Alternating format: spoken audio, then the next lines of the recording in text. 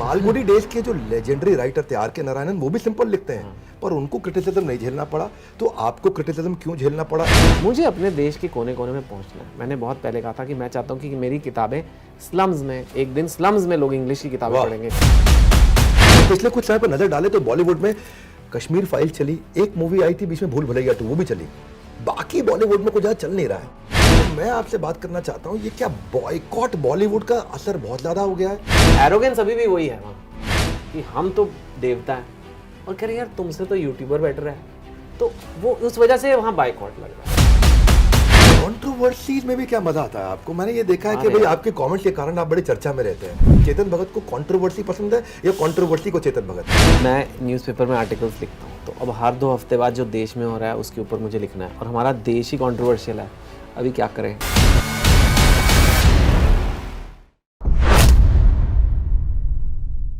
वो भगवान नहीं, फिर भी किरदारों की कठपुतली उसके पास है। कौन बनेगा हीरो, कौन विलन, ये सब उसके हाथ है। नमस्कार, विवेक बिंद्रा बोल रहा हूँ, फाउंडर एंड सीईओ बड़ाबिजनेस.com। बड़ा भारत शो में वापस स्वागत है आपका। इंडियाज ग्लोबल ब्रांड एम्बेसडर, ऐसे लोग जो भारत को बड़ा भारत बनाते हैं, उन्हीं की कहानियां हम आप तक पहुंचाते हैं।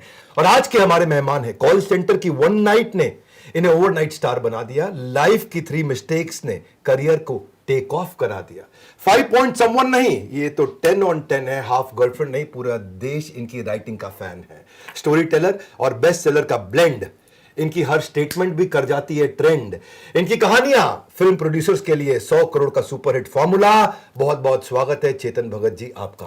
थैंक यू सर, आप बोलते रहो, मेरे को नहीं बोलना है। मैं चाहता हूँ आप मेरे बारे में ऐसे बोलते रहो। वाह वाह। देखिए, न्यूयॉर्क टाइम्स ने आपको भारतीय इतिहास का सबसे ज्यादा बिकने वाला ऑथर बताया।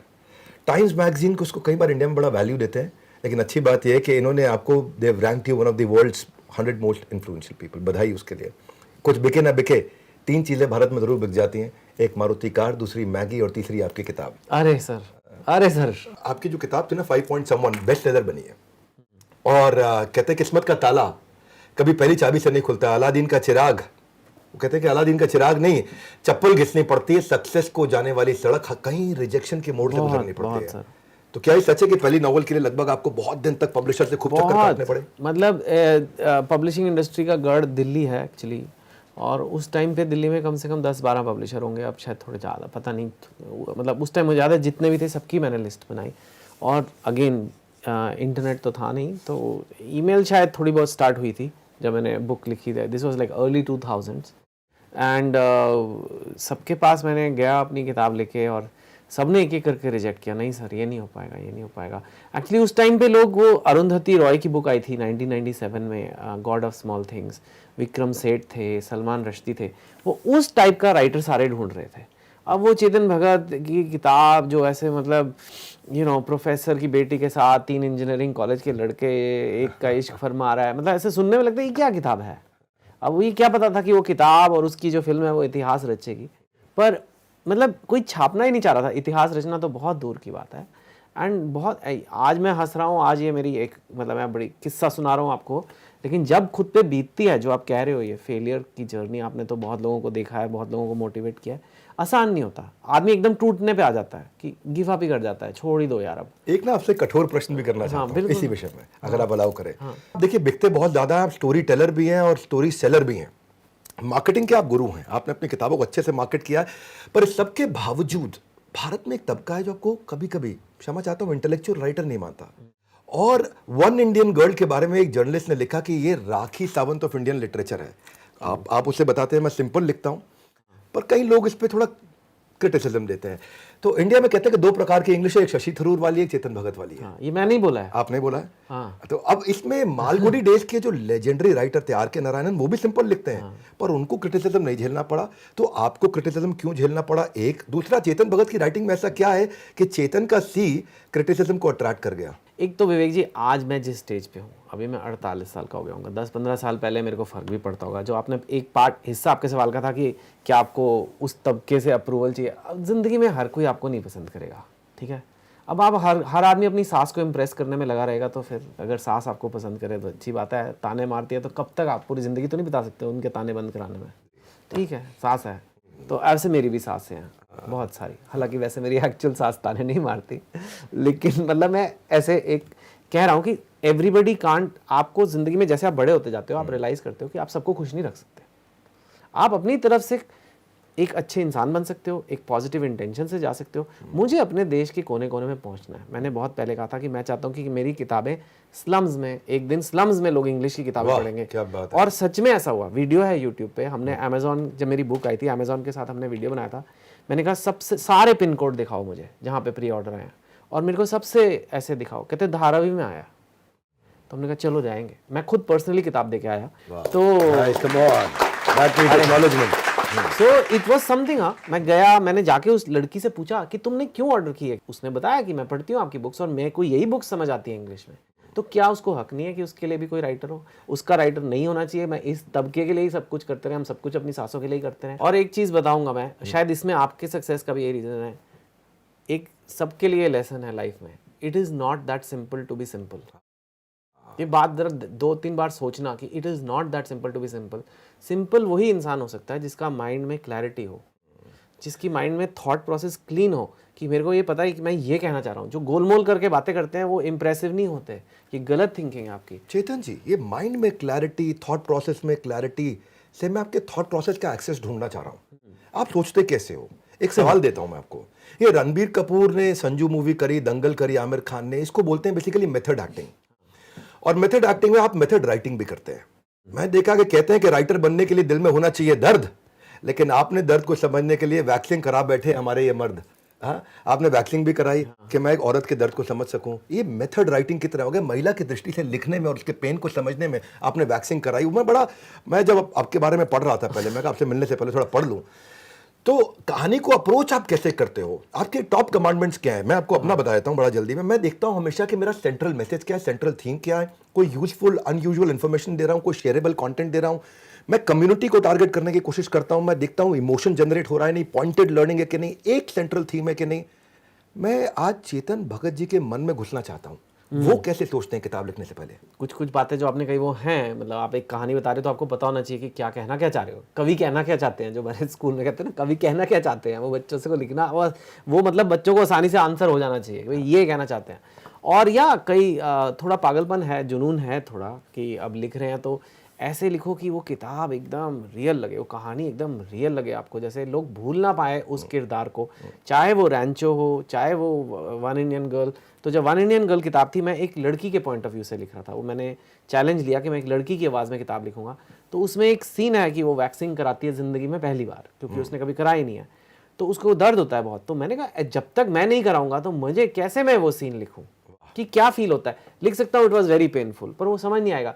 लेकिन दर्द से ज़्यादा वैक्सिंग में, मैं बताऊं कब दर्द होता है, वैक्सिंग होने से पहले जब आप लेटे होते हो और आपको पता है अभी कुछ होने वाला है, वो दर्द ज़्यादा है जबकि वो एक्चुअली खींचता है। तो अब वो मेरे को पकड़ने आ गई ना बात, तो मैंने कराई जाके। फिर आपने बेसिकली बताया कि वैक्सिंग से पहले का जो दर्द है वो होने वाले दर्द से मतलब ज्यादा जब वो बड़ा दर्द लग रही है, वो एक मोम होती है, वो गर्म करते हैं उसको, वैक्स को, और आपको पता है कि आपके ऊपर लिपत हो रही है और अभी खींचने वाले हैं, आपकी खाल उखाड़ी जाएगी मतलब एक तरह से। तो वो जो 1-2 मिनट है ना, उसमें आप बिल्कुल दहल जाते हो। वो जो आपने दहलने का फीलिंग दिया है, ये आपने एक बार अपने भाई को भी दहलाया था बचपन में।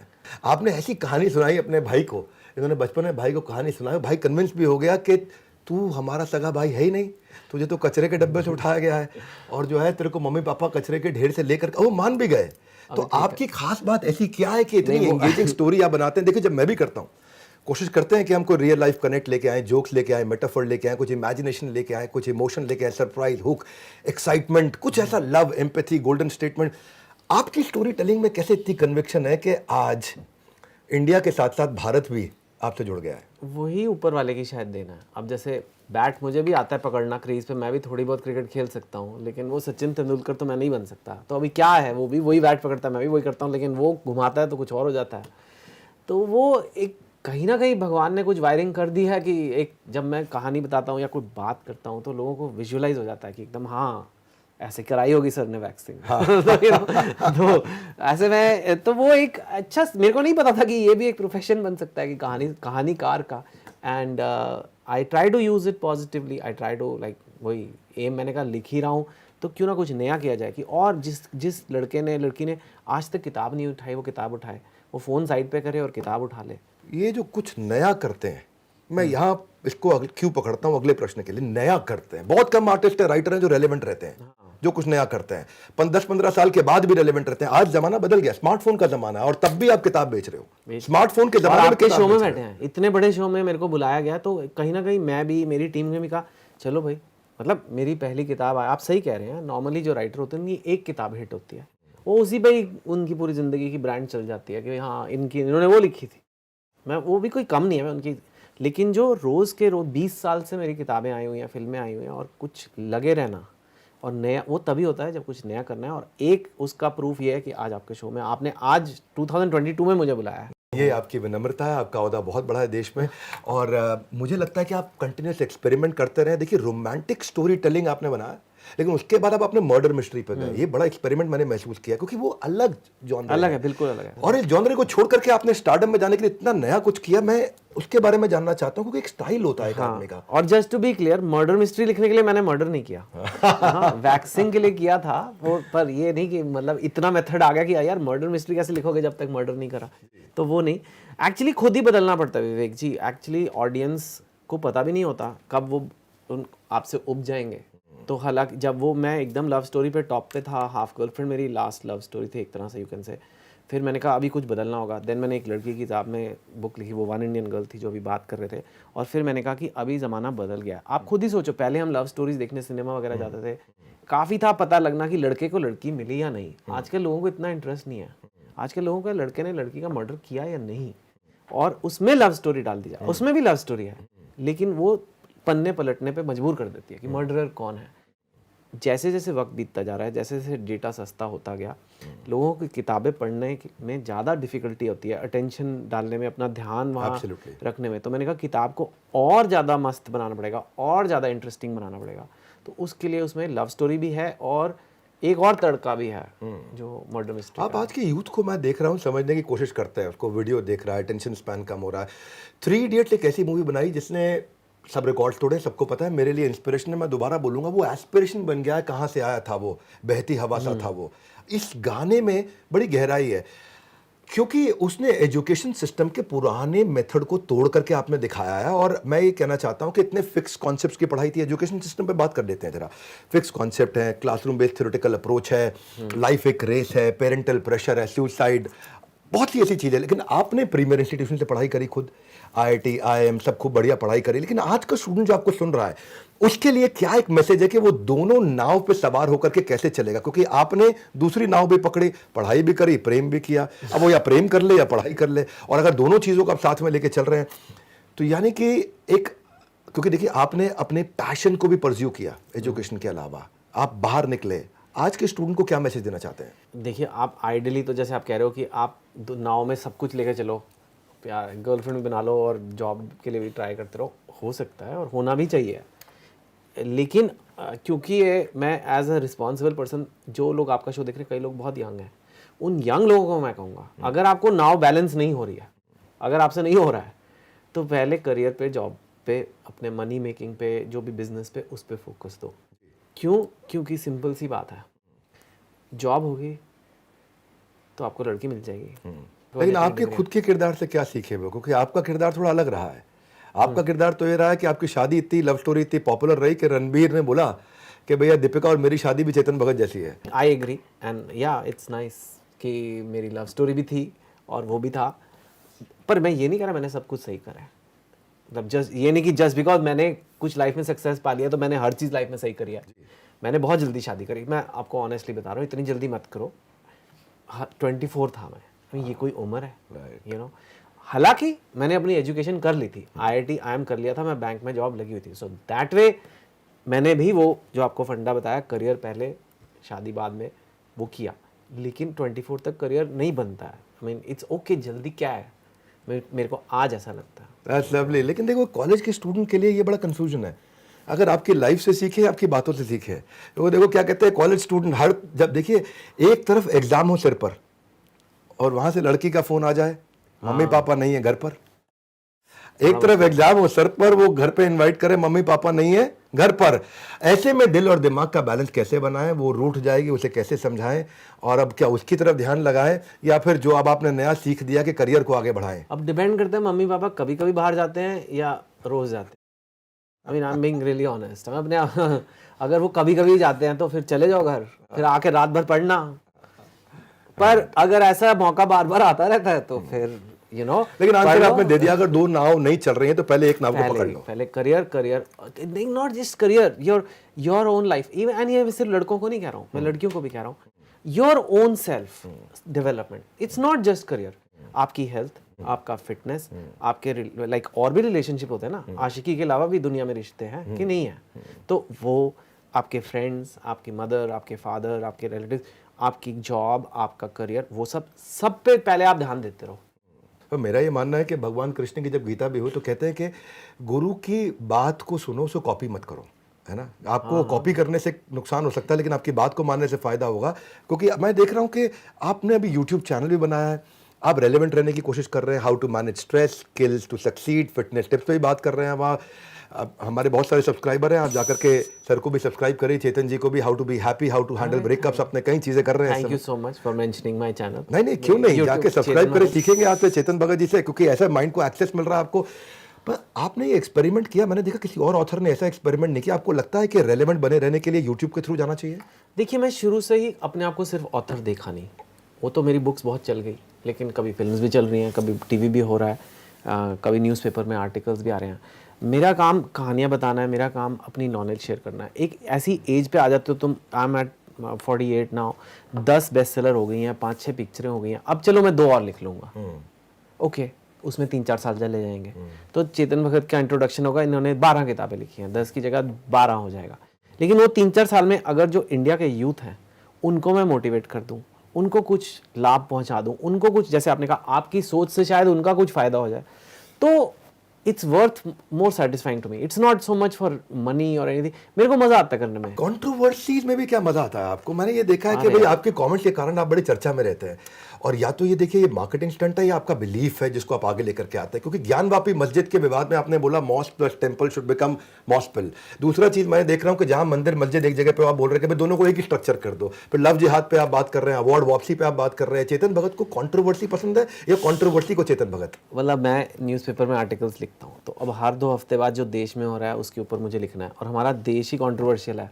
अभी क्या करें, या तो है ना कि हमारे देश में शाम सिंपल चीज़ें चल रही हों कि आज शाम हो गई, आज लोगों ने दाल बना ली, बहुत डायनामिक है, अब कुछ ना कुछ होता ही रहता है। अब अगर आप उस पर टिप्पणी नहीं करोगे तो वो भी मुझे लगता है कि कहीं ना कहीं एक एज अ राइटर मैं अपना रिस्पॉन्सिबिलिटी नहीं निभा रहा हूँ। आपको लगता है रिस्पॉन्सिबिलिटी है या मार्केटिंग है?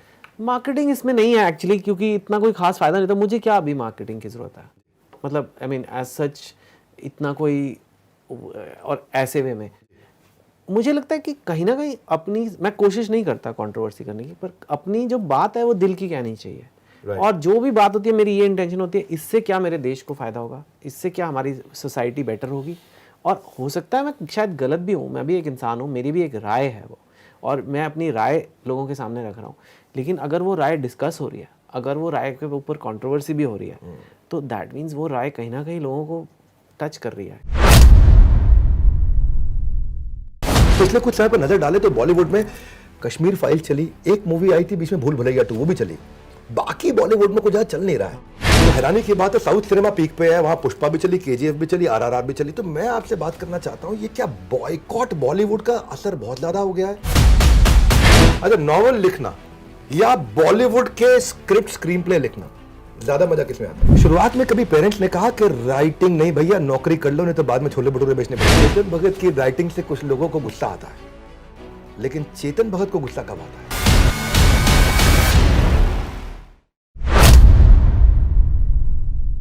टेक्नोलॉजी बिजनेस को बढ़ा रही है, स्केल करने में मदद करती है। मैं हमेशा बोलता हूँ टेक्नोलॉजी, टीम और ट्रेनिंग बड़ा इंपॉर्टेंट है स्केल करने के लिए।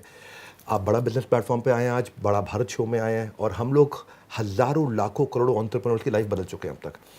मैं खुद पर्सनली हज़ारों लॉस मेकिंग बिजनेसेस को प्रॉफिट मेकिंग बना चुका हूँ। मेरी स्ट्रेंथ है, मुझे कोई भी बिजनेस दिखाओ, मैं फट से टर्न अराउंड कर सकता हूँ उसका। तो आपने एक जगह पे, शायद इंडिया टुडे कॉन्क्लेव में कहीं आकर के आपने बोला था कि मिनी एंटरप्रेन्योरशिप से जॉब की प्रॉब्लम सॉल्व हो सकती है। कहीं मैंने सुना था जहाँ पे आपने कहा कि टी शॉप खोल लो, बेकरी ओनर बन जाओ, या कुछ मतलब वुमेनप्रेन्योर कुछ भी हो जाओ। तो मेरा ये प्रयास है हर घर में एंटरप्रेन्योर हो। आपको अगर सोलोप्रेन्योर को, एंटरप्रेन्योर को, वीडियोप्रेन्योर को, कंटेंटप्रेन्योर को, किसी को अगर आपको 3 टिप्स देने हो तो आप क्या 3 टिप्स देना चाहेंगे? एक तो यही कि आज की डेट में अगर आपकी टेक स्ट्रैटेजी नहीं है तो आपका बिजनेस सफ़र करेगा। मतलब पुराने से पुराना बिजनेस कोई भी, आपकी चाहे हलवाई की दुकान हो, चाहे आप जलेबियाँ बनाते हो, आपको फिर भी आपकी एक टेक स्ट्रैटेजी होनी चाहिए। बिकॉज जलेबी वाले का भी ऑनलाइन ऑर्डर होंगे। अब ऑनलाइन ऑर्डर होंगे तो जलेबी को भेजना आसान नहीं है। जलेबी को भेजना है तो उसके डब्बे कैसे होंगे कि वो क्रंची हो जब आए। आपने सोचा है इस बारे में? आप सोच रहे हो कि मेरे पापा जलेबी बेचते थे, दादा जलेबी बेचते, हमें हम नहीं बदलेंगे, बस देसी घी में जलेबी है, खानी है खाओ नहीं, ऐसे नहीं होगा सर। अब आपको डब्बे सुंदर बनाने पड़ेंगे, ये सब। तो हर छोटे से छोटे को सोचना पड़ेगा। मैं इस टेक्नोलॉजी इतनी पावरफुल चीज़ है जो हर एक के फ़ोन में है, हम सब पूरी दुनिया एक फ़ोन से जुड़ी हुई है, पैसे दे सकते हैं एक दूसरे को इधर से। तो आप क्या करो, पहला टिप तो ये है। दूसरा ये कि रिस्क लेने से मत घबराओ और औरों से अलग होने से मत घबराओ, क्योंकि हो सकता है आपके फ्रेंड्स हों जो जॉब में हो, उनको जॉब में मिल रहा है, शायद किसी को कार मिल रही है, किसी को वेकेशन अलाउंस मिल रहा है, वो लगता है कि यार हम क्या कर रहे हैं बैठ के, घिसे जा रहे हैं। तो टेक्नोलॉजी, कैलकुलेटेड रिस्क। तीसरा मेहनत से मत घबराओ। एंटरप्रेन्योर का मतलब ये नहीं है कि सेठ बन गए। बहुत खूब, बहुत खूब। मैंने जलेबी से ये एग्जांपल देता हूँ आपको, थोड़ा 1 मिनट अलाउ करो, अपनी छोटी वाली 30 सेकंड की तारीफ कर लेता हूँ। मेरे साथ एक लड़का काम करता है, ओम प्रकाश गौतम। वो एक्चुअली पलवल में जलेबी बनाया करता था, बीकॉम था, बीकॉम पास किया पलवल हरियाणा में, और रेस्टोरेंट में नौकरी करके जलेबी ही बनाता था वहाँ पे। कोविड में नौकरी गई, बाद में उसने पिज़्ज़ा शॉप खोला उसने। वो हमारी ऑर्गेनाइजेशन ज्वाइन कर गया। हमारा एक मॉडल है independent business consultant, micro franchisee लोग हमारे बन जाते हैं। वो लड़का माइक्रो फ्रेंचाइजी बना, हमारे रॉयल एलीट क्लब में क्वालिफाई करके ज्वाइन किया। पहले 4 लाख कमाया, बाद में 30 लाख कमाया, घर का लोन भी चुका दिया उसने, अपने रेस्टोरेंट को उसने सक्सेसफुल बना दिया। और अभी हमने इसी चलते ये देखा कि हमने अपने प्रोडक्ट्स में ना, ऐसे तो लोग हमारे बहुत विश्वास करते हैं चेतन जी, भगवान की बहुत कृपा है, लेकिन हमने पहली बार अनाउंस किया कि हम आपको technology, team training, business entrepreneurship सिखाएंगे। आप आईबीसी ज्वाइन करते हैं और अगर आप नहीं सीखे और नहीं कमा पाए, नहीं ग्रो किए, आउटकम से लिंक कर दिया, मनी बैक गारंटी दे दिया। ये मैं आज पहली बार अनाउंस करने जा रहा हूँ, मनी बैक गारंटी, कि आपको लो price guarantee, money back guarantee, 100% service guarantee. अगर आप सेटिस्फाइड नहीं है, नो क्वेश्चन लास्ट, पूरा पैसा ही वापस दे रहे हैं। क्योंकि सबको खुशी से मैं बताना चाहता हूँ कि हम लोग पब्लिकली बोलते हैं, पड़े हो किस चक्कर में, कोई नहीं है टक्कर में। कवि कैसे आप बने हो? ना ना ना, कवि नहीं है। इतनी कविताएं सुना दी हंसी में। आप थोड़े लिरिक्स लिखो गानों के, रोमांटिक। रोमांटिक, हम एंटरप्रेन्योरशिप के लिरिक्स लिखते हैं। मैं वैसे पर्सनली, मेरे बड़े अच्छे मित्र हैं, आज तक चैनल के सीईओ हैं, बहुत अच्छे मित्र हैं। वो मेरे साथ अभी पीछे मुलाकात हुई उनकी, वो बोले आज तक नंबर 1 है। हम उनके साथ एक प्रोग्राम लेके आए हैं, horses table startup funding show है। तो स्टार्टअप फंडिंग शो बड़ा अच्छा चल रहा है, हॉर्सेस टेबल आज तक के साथ ही किया, और हम बड़ा उनके साथ हमारा रिलेशन अच्छा है। वो बोलते हैं हमारे को आज तक नंबर 1 चैनल है। तो मैं बोला भाई देखो, अपने को नंबर 1 नहीं बनना है। वो नंबर 1 नहीं बनना है, क्यों नहीं बनना है? मैं कहा हमारे को दी ओनली 1 बनना है। जिधर हम रहेंगे ना, उसके बाद नंबर 1 से लेकर 10 तक सारी रैंक चाहिए, और प्रोडक्ट ऐसा बनाऊं कि उसके बाद कस्टमर के पास कोई सवाल ही समाप्त हो जाए। और जब से हमने MBG ला दिया है, मनी बैक गारंटी, कोई भी प्रोडक्ट पसंद ना है पैसा वापस ले लो, गेम भी चेंज हो गया है। पर मैं अपनी तारीफ ज़्यादा नहीं करूंगा, मैं आपकी बात करता हूँ फिर से, क्योंकि आज आपका दिन है। तो आपने बॉलीवुड फिल्म में स्क्रीन प्ले भी किया। अच्छा, पहले मुझे स्क्रीन प्ले का मतलब नहीं मालूम था। रिसेंटली मैंने काय पोछे में और किक में पिछले कुछ समय पर नजर डाले तो बॉलीवुड में कश्मीर फाइल चली, एक मूवी आई थी बीच में भूल भुलैया 2, वो भी चली। बाकी बॉलीवुड में कुछ ज़्यादा चल नहीं रहा है। और परफेक्शनिस्ट आमिर खान और वो क्या बोलते हैं अक्षय कुमार को, बैंकेबल स्टार अक्षय कुमार, ये दोनों की फिल्में फ्लॉप हो रही हैं। तो हैरानी की बात है, साउथ सिनेमा पीक पे है, वहाँ पुष्पा भी चली, KGF भी चली, RRR भी चली। तो मैं आपसे बात करना चाहता हूँ, ये क्या बॉयकॉट बॉलीवुड का असर बहुत ज़्यादा हो गया है? बॉयकॉट बॉलीवुड पे आप क्या कहना चाहते हैं? बॉयकॉट बॉलीवुड का भी असर है, लेकिन सिर्फ वो रीज़न नहीं है मेरे हिसाब से। ये मेरी राय है। अब आप फिर बोलेंगे कंट्रोवर्सी हो गई, वैसे अब मार्केटिंग स्ट्रेटजी हो गई। मार्केटिंग स्ट्रेटजी नहीं, हम 2 लोग बात कर रहे हैं, मैं आपको अपना बात बता रहा हूँ कि मेरे को क्या लगता है कि बेबाक बोलिए। क्योंकि आप कहते हैं कि आप यूथ को समझते हैं, तो मेरे हिसाब से ये हो रहा है। शायद वो यूथ को भी नहीं ध्यान आ रहा है ये बात का। हमारे ब्रेन्स रिवायर हो चुके हैं। हमारे ब्रेन्स रील्स देख देख के, जो टिकटॉक पहले था अब वो इंस्टाग्राम रील्स हो गया है, और शॉर्ट्स, यूट्यूब शॉर्ट्स, छोटा छोटा कंटेंट, या इवन व्हाट्सएप पे छोटे छोटे वीडियो लोग भेजते हैं, वो देख के हमारे ब्रेन में अटेंशन है नहीं। 2.5 घंटे की पिक्चर देख के, मतलब देख सकते हैं लेकिन उतना एंजॉय नहीं करते जितना पहले करते थे। अब कहाँ पेशेंस है? अगर रील्स में 5 सेकंड भी अच्छी ना लग रही हो ना, तो आपका ब्रेन वैसा हो गया है। तो बहुत ही अच्छी कोई पिक्चर होगी तो ऑफकोर्स चल सकती है। साउथ की भी कुछ चली हैं, काफ़ी नहीं चली वहाँ भी। ओवरऑल इंडस्ट्री डाउन ही है, ओवरऑल इंडस्ट्री। और आपका जो रील्स है उसमें वो कंप्यूटर एल्गोरिदम है जो आपको दिखाता है कि जो आपको देखना है। सपोज आपका एंटरप्रेन्योरशिप में इंटरेस्ट है, आपको एंटरप्रेन्योरशिप की रील्स दिखेंगी, ठीक है ना? बिल्कुल। अच्छा, दूसरी तरफ से ये बॉयकॉट क्यों हो रहा है? क्योंकि वहां पे समझ नहीं आती इतनी, जब आप अंदर होते हो वो समझ नहीं आती ये हो क्या गया। तो एरोगेंस अभी भी है। एक टाइम था एंटरटेनमेंट में ना रील्स था ना ये था ना था, बॉलीवुड देवता था। एब्सोल्युटली। हम एक्टर को एक्टर ही नहीं मानते थे। ऐसे उनकी मैगजीन्स आती थी, स्टारडस्ट, देख रहे हैं क्या खा रहे हैं कहाँ जा रहे हैं। अब ठीक है यार, अब वो एरोगेंस अभी भी वही है वहाँ कि हम तो देवता हैं और कह रहे यार तुमसे तो यूट्यूबर बेटर है। तो वो उस वजह से वहाँ बाइकआउट लग रहा है मेरे ख्याल से। बहुत खूब। तो अब पता नहीं है, प्लीज इसमें मैं कोई कॉन्ट्रोवर्सी नहीं कर रहा, मैं आपको बस हाल बता रहा हूँ, मौसम का हाल ये है। नहीं, आपने तो एक्चुअली देश के सेंटिमेंट को ज्वाइन ही किया है। आपने तो ये बोल दिया तुमसे बेटर यूट्यूबर है, लेकिन मैं खुद यूट्यूबर हूँ। देखिए मैंने कभी ऐसे चकाचौंध नहीं हुआ। मेरे को बहुत लोग कहते थे कि अरे बॉलीवुड, आप तो बॉलीवुड के हो जा रहे, वाह 3 इडियट्स ये वो। मैं कहा सिर्फ मेरे को एक ये बात बहुत पहले AR रहमान ने बोली थी, जो बहुत बड़े ऑब्वियसली ऑस्कर विनिंग कंपोजर है व्हाटएवर। मैंने जब नया मेरा फेम आया तो मैं उनसे मिलने गया, एक बार कहीं मुलाकात हुई तो मैंने कहा मेरे को बहुत ऐसे ना घबराहट सी होती है ये फिल्म इंडस्ट्री और ऐसे हो गया है और ऐसे। तो कहता है फिल्म इंडस्ट्री में जीने का एक ही तरीका है। सोचो ये तालाब है, बड़ा खूबसूरत सा तालाब है फिल्म इंडस्ट्री। तुम ना एक पाँव अंदर और एक पाँव बाहर रखो, क्योंकि तालाब में मगरमच्छ भी है। तालाब में तैरो मत, तैरोगे तो खाए जाओगे। थोड़ा नहा लो साइड पे और थोड़ा साइड पे बैठो। तो इसलिए मैंने बॉलीवुड किया है, वो मेरी मार्केटिंग है, क्योंकि फिल्मों से जो मेरा फेम आया उतना। और उसके अलावा भी मैं चीज़ें करता रहा हूँ, like YouTube, like motivation talks, like books, like newspaper articles. तो आज हम बैठे हैं, स्थापित हैं, आपके शो पे आए हुए हैं। चेतन भगत पंजाबी है, पंजाबियों को खाना बहुत पसंद है। चेतन भगत फिटनेस फ्रीक है या फूडी है? मैं फूडी था एक्चुअली। फिटनेस में मैं 2-3 साल पहले ही आया हूँ ठीक से। एंड मैंने बहुत गलती करी है। I mean like I said, मैंने हर चीज़ सही नहीं करी। मैंने काम बहुत किया अपनी ब्रांड बनाने के लिए और उसमें अपनी हेल्थ को इग्नोर किया, अपनी स्लीप को इग्नोर किया, डाइट को इग्नोर किया, एक्सरसाइज को इग्नोर किया। आपने भी बहुत वेट लूज़ किया, मैंने सुना 24 किलो आपने लूज़ कर दिया। My God. मैं XXL से M साइज पे आ गया हूँ। क्या किया उन कपड़ों का? कोशिश करता हूँ कि उन्हीं को ऑल्टर कर लूँ, पैसे कम लगे। सही बात है, एंटरप्रेन्योरशिप। मैं थोड़ा फॉर्मेट बदलता हूँ, आप अलाउ करिए मुझे। मैं आपसे रैपिड फायर क्वेश्चंस करूंगा। अभी भी रैपिड ही थे। Rapid answers, 1 line maximum. पहला प्रश्न, आपका फेवरेट ऑथर कौन है? हलवाई से पूछ रहे हो, आपकी फेवरेट मिठाई की दुकान कौन सी है? आप वो हलवाई है जो अपनी दुकान की मिठाई खाते हैं? नहीं, मैं तो अपनी फेवरेट हूँ, गीत फ्रॉम जब वी मेट। कभी ऐसा लगा कि काश ये जो इसने नॉवल लिखा ये मैंने लिखा होता? हाँ, वो ऑब्वियसली कुछ कहानियाँ होती हैं जो बहुत दिल को, प्रेमचंद की जो कहानियाँ, R.K. नारायण आपने कहा, मालगुडी डेज आपने कहा। शुरुआत में कभी पेरेंट्स ने कहा कि राइटिंग नहीं भैया, नौकरी कर लो, नहीं तो बाद में छोले भटूरे बेचने पड़ेंगे? यस, और की भी, बैंकिंग में नौकरी की भी। आपकी खुद की लिखी हुई फेवरेट बुक कौन सी है? 400 डेज, जो लेटेस्ट अभी आई है मेरी वो। चेतन भगत को देश फॉलो करता है, चेतन भगत किसको फॉलो करते हैं? मैं कोशिश करता हूँ कि मैं पॉजिटिव लोगों को फॉलो करूँ, मोटिवेशनल चीज़ें, जिससे मेरे को कुछ लाइफ में फ़ायदा हो। अच्छा, नॉवल लिखना या बॉलीवुड के स्क्रिप्ट स्क्रीन प्ले लिखना, ज्यादा मजा किसमें आता है? नॉवल में, because I am the controller, I am everything. Script में बहुत लोग इन्वॉल्व हैं, लोग पैसे लगा रहे हैं तो वो अपना राय देगा, एक्टर अपनी राय देगा। इट्स कई राइटर्स ऑथर्स आपको देख रहे होंगे बाई चांस, उनको भी अगर आप कोई एक लाइन का मैसेज देना चाहें? पढ़ो, रीड एंड राइट, फोकस बढ़ाओ, कंसंट्रेशन बढ़ाओ। Writing, reading is all focus, concentration का जॉब है। राइटर्स के बारे में कहा जाता है कि उन्हें एकांत चाहिए, शांति चाहिए, वो पहाड़ों में जाकर के लिखते हैं। चेतन भगत कहाँ जाके लिखते हैं? मैं अलग तरीके का राइटर हूँ। मेरी एनर्जी आती है यूथ से जुड़ के। मैं अगर एकांत में आ जाऊँगा, ठीक है, एकांत चाहिए राइटर को काम करने के लिए, तो लिखने के लिए जो एक्चुअल टाइपिंग है उसमें तो आपको चाहिए, लेकिन मेरे को समाने के साथ जीना है, सोसाइटी के साथ जीना। चेतन भगत की राइटिंग से कुछ लोगों को गुस्सा आता है, लेकिन चेतन भगत को गुस्सा कब आता है?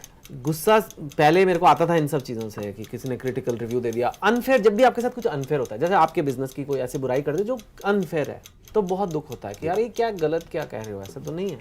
ठीक है, कई बार फेयर होती है कि हाँ ठीक है भाई ये भी सही था, तो वो अब नहीं आता।